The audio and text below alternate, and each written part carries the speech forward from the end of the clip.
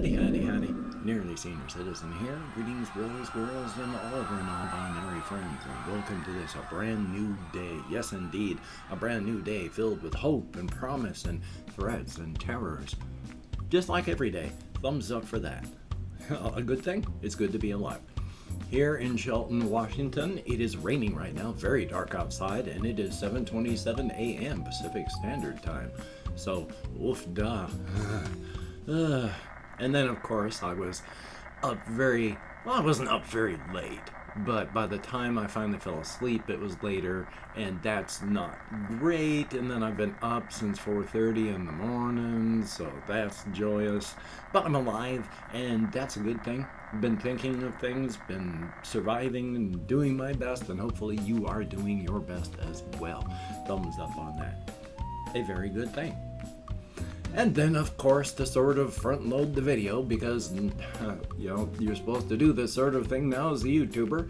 If you could toss me a like at any time, if you like what you see in here, that would be very cool. Interact with the YouTube algorithms.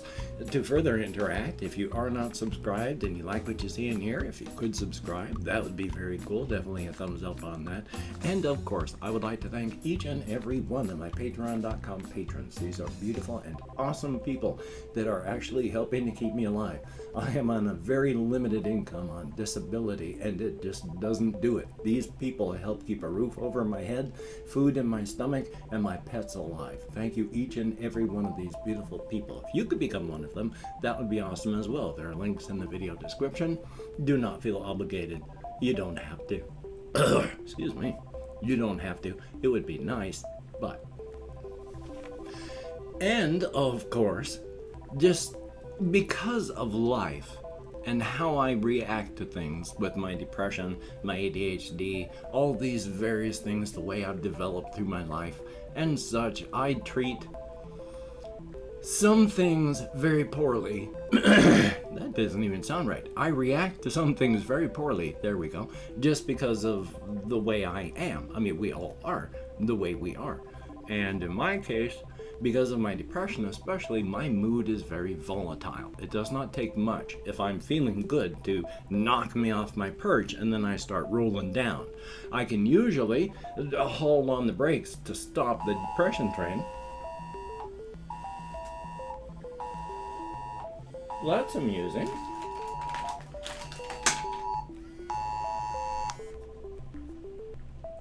Yakima, Y Amber Alert, Oh, LIC, how about that? 420, On my clamshell phone, Gray an Honda Amber Civic Alert. Sedan. How about that?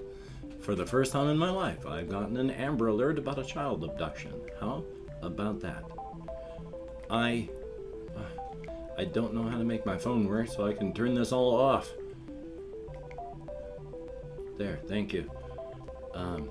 My apologies, that was just loud. I couldn't make it stop until I took care of it, so yay. Now, what was I talking about? My mood and such. So yesterday, I have fully discovered that one of the reasons that my system is having issues is one of my drives is dying. I have a 1 terabyte hybrid drive. It is a combo SSD and regular drive. And it's been in my system, since I got it in 2015? So it's an older drive by this time, and it's really, really bad. Sometimes I can't even get a directory off of it. Things are still running on it, but it's failing, so I need a new drive.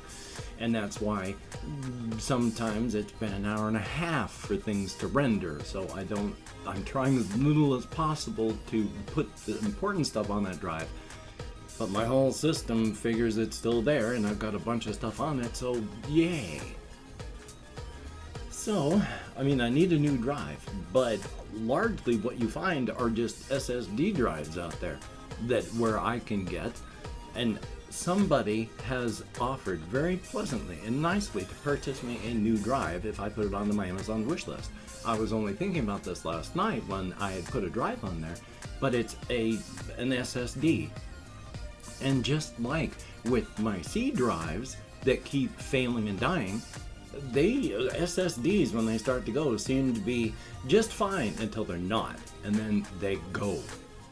I don't want to just suddenly lose an entire terabyte of data with no warning. Here, at least, I've got a warning.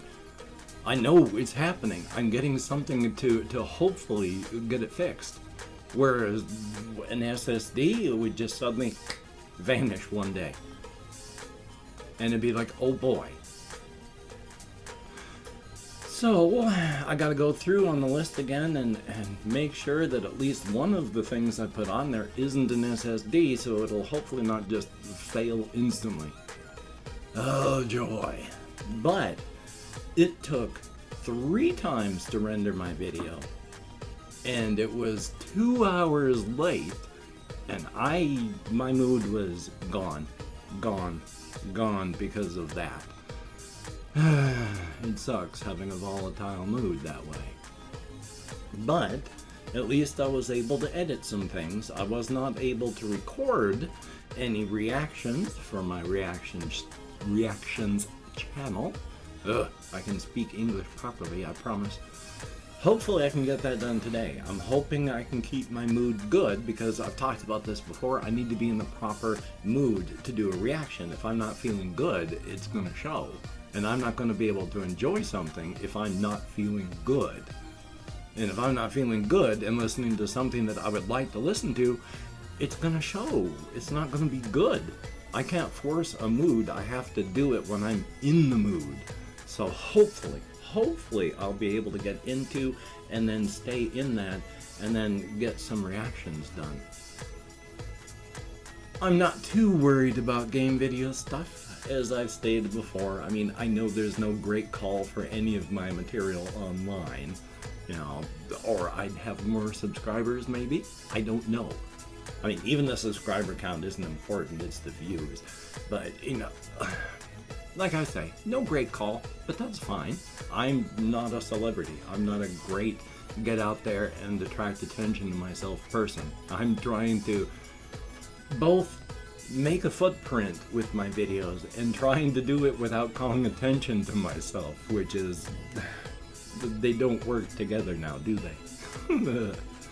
Now, I did go out walkies last night, and I still have been thinking about all the stuff that I do with my creative writing things, so I'm going to talk about creative writing stuff for a time, and that's okay, I hope.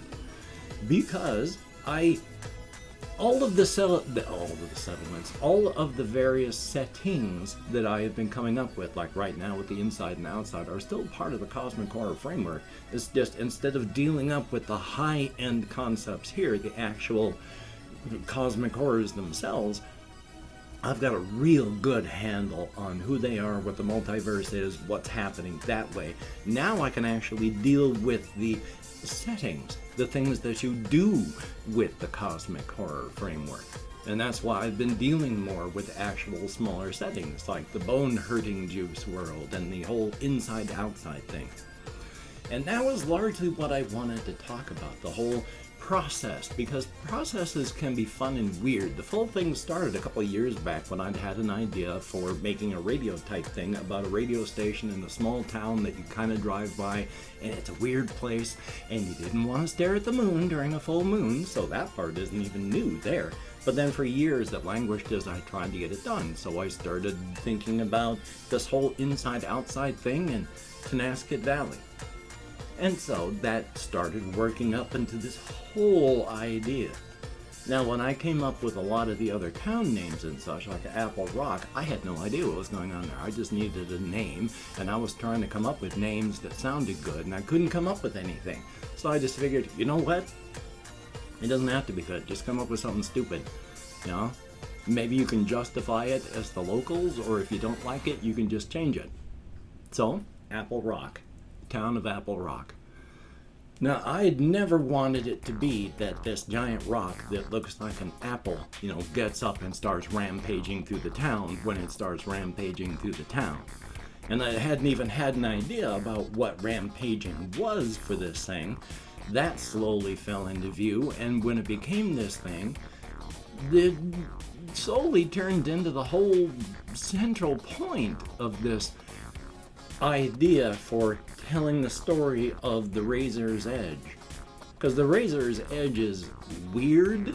It is the thin line between the inside and the outside, but being a not physical thing, it's not a definite direction. If you're on the razor's edge, it's not you drive to the left and you're going in, or you drive to the right and you're going out.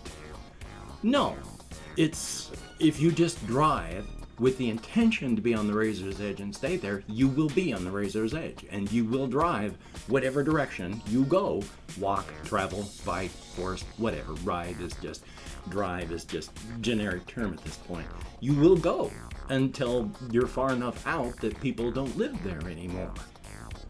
It's not a specific direction, it's more of an intent to stay between the two. Because oddly, being the geography is so fluid in these places, it's very, very fluid on the inside, except it takes thousands of years, but things are very fluid. Things are fluid here on the outside, plate tectonics and all that, just very, very slow. And things are very fluid on the razor's edge because of the flowing energies, the static charges, the buildup of these energies, and the discharging that they're always doing. So when you're leaving and traveling, even the locals on the razor's edge can't really tell you how to get somewhere. It's largely intent. You think about where you're going, and then you start.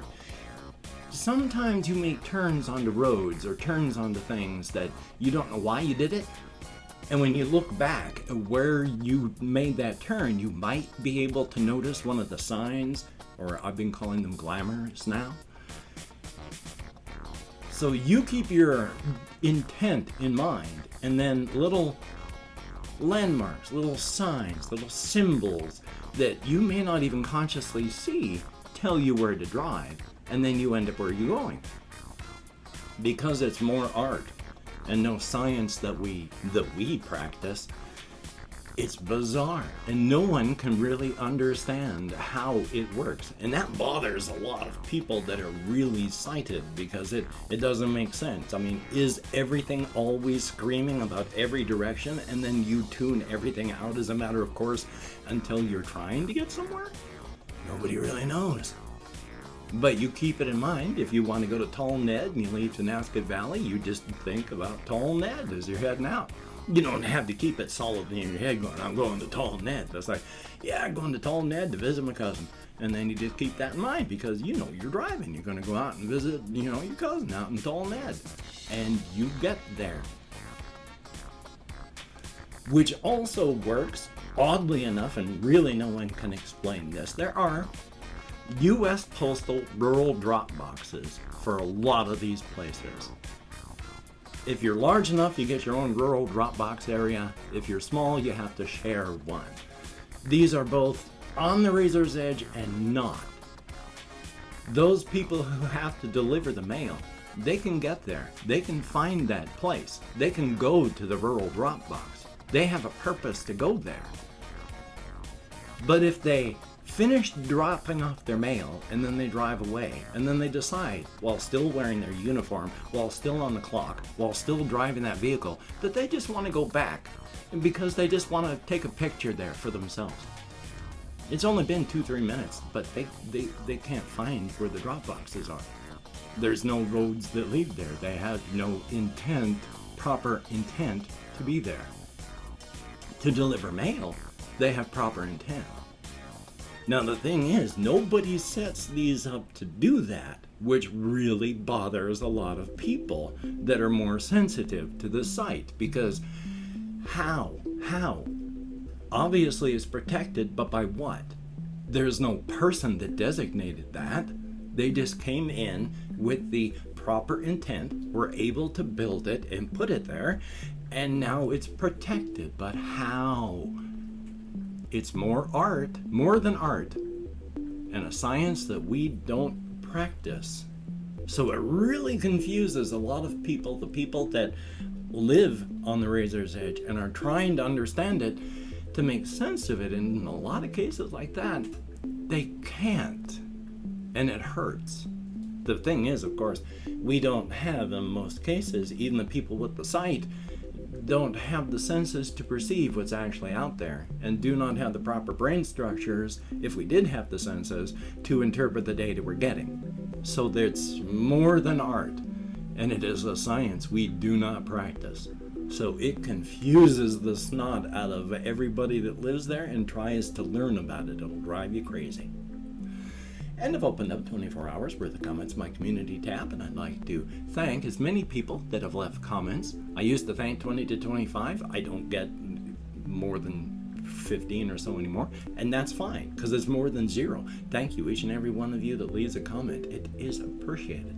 If I mispronounce a username, no disrespect is intended. I'm an American English speaker, and even though I count American Sign Language on the fingers of this hand with my depression, fibro, my ADHD, all sorts of issues, my memory is getting better, but one day I'm going to hit that functional limit. We have Kiefer Darifer, who has a semi-valid complaint. And Kurai Abernathy, I sure hope I'm close. Thank you very, very much. And we have Belve, B-E-L-V-E, thumbs up. And Glover, thank you. What are we doing with our lives?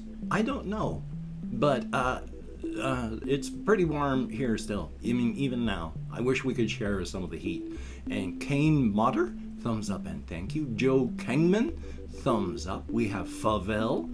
Thank you very much for leaving any sort of comment. I know you're very busy. We have Minder C2, thumbs up. There's Project Zeta, greatly appreciated. Sarge778 returns, CODM, thumbs up. I hope that gets better for you as well. We have Gregory DeGraff, greatly appreciated. Yaman TTRPY, thumbs up. And then we have Ice Damon, greatly appreciated. Each and every one of you. You get me out of my head and into the world and dealing with real people, if only in text, and it is appreciated. I record my audio on Audacity, and boy, it just looked like it had frozen for like days there. How frightening. Thumbs up. Anyway, though, thank you each and every one of you for having left a comment. As stated, it's less than 25, but it's more than zero. Thumbs up and thank you all. And so, I do not know what device you're watching this on, so I do not know where the video description is, but inside of the video description are links to all my channels. If you could check those out, that'd be awesome. Also, of course, there are links to things like Twitter, Facebook, my Patreon, and if you could, once again, become a patreon.com patron like one of these beautiful and awesome people, that would be beautiful and awesome. These people have been lit. Oh, excuse me, holy smokes. It wasn't a burp, it was just a failure. Ugh. These people have been keeping me alive, and that is very, very appreciated. So if you could become a patron, that'd be very awesome. And if you'd like to help me out without sending money, I do have a PayPal link, and I'm not above grubbing for anything that you can send. I'm now so close to zero. Any amount helps.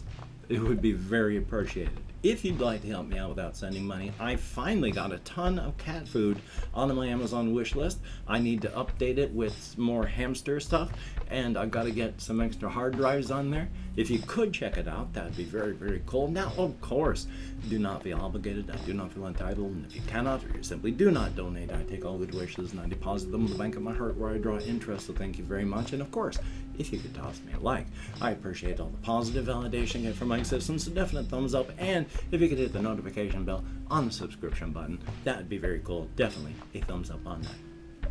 Well, hockey smokes. I can't imagine very many people have watched this far, but if you have, thank you so very much. It is appreciated to no end. Definitely a thumbs up on that.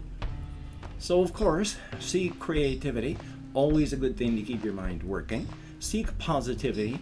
Being negative really only hurts you and the others around you. And seek balance. You need balance in all things. You need good and bad in your life. You need joy, and you need to accept the pain that comes with it. Moderation in all things. And of course, with the covfefe bug still raging, please, if you don't have to, don't go out among others. Socially distance. Wear a mask if you have to. Try not to touch your face. Try not to touch your face. Wash your hands as often as you can. Get vaxxed if you're not. Get a booster if it's available. We gotta get through this. Ugh. So, until we meet again, you take care. Have a great day today. I will see you on the flip side, and that is, well, quite frankly, in my book, a definite thumbs up.